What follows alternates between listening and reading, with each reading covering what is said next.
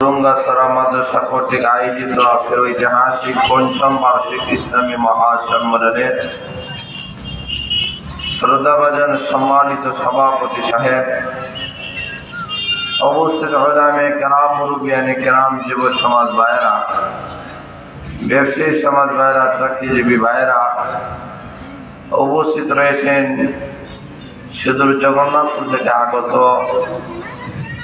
বিশিষ্ট দানবিক, বিশিষ্ট সাংবাদিক, অত্র প্রতিষ্ঠানের সাথে যার অঙ্গিভাবে জড়িত জনাব আমার শ্রদ্ধেয় বড় ভাই জনাব সাংবাদিক আবু মিয়া সাহেব, উপস্থিত রয়েছেন ছাত্র সমাজ ভাইয়েরা, পর্দার অন্তরালের অবস্থানগত মা ও বোনেরা,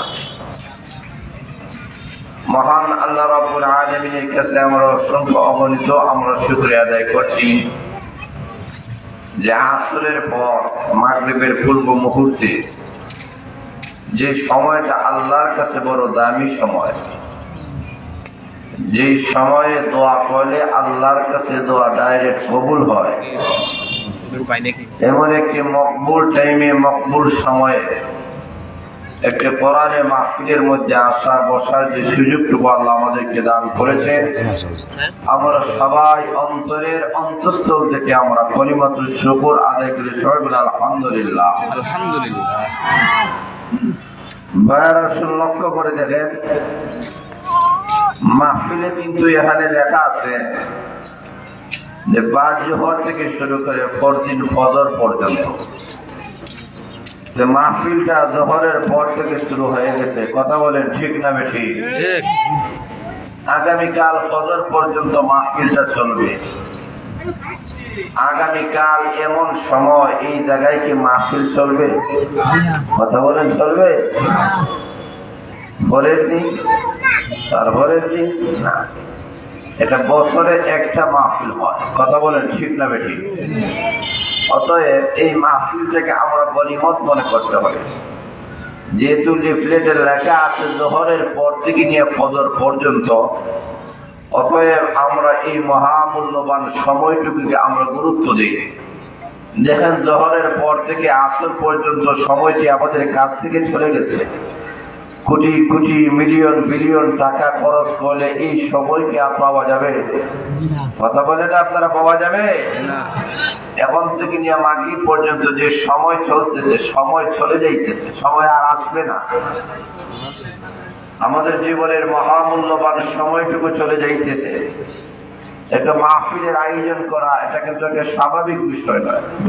একটা মাহফিল করতে গিয়ে অনেক আগ থেকে উলামায়ে কেরামদেরকে দাওয়াত করা লাগে, লিফলেট করা লাগে, পোস্টার করা লাগে, মাইকের অর্ডার দেওয়া লাগে, ব্যান্ডের স্টেজের অর্ডার দেওয়া লাগে, কথা বলে ঠিক না বেঠিক?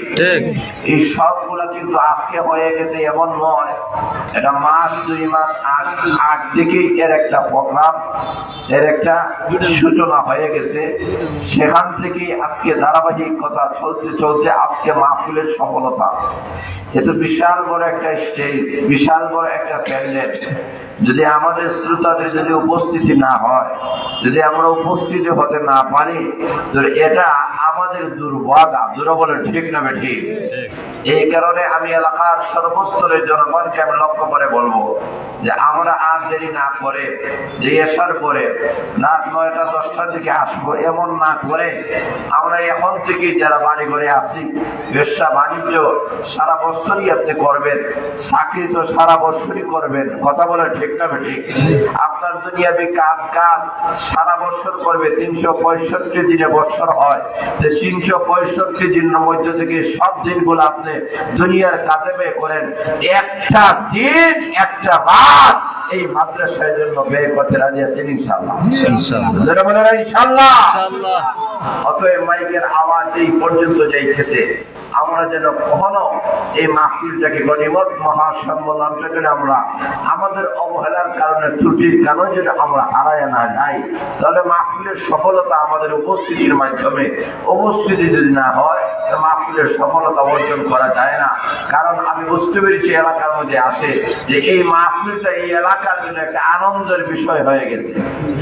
কথা বলে ঠিক না ঠিক? গোটা এলাকার, এই এলাকার শিশু কিশোরেরা, তরুণ তরুণীরা, যুবক আর যুবতীরা, আর বৃদ্ধ এবং বৃদ্ধরা প্রত্যেকের মনে এক একটা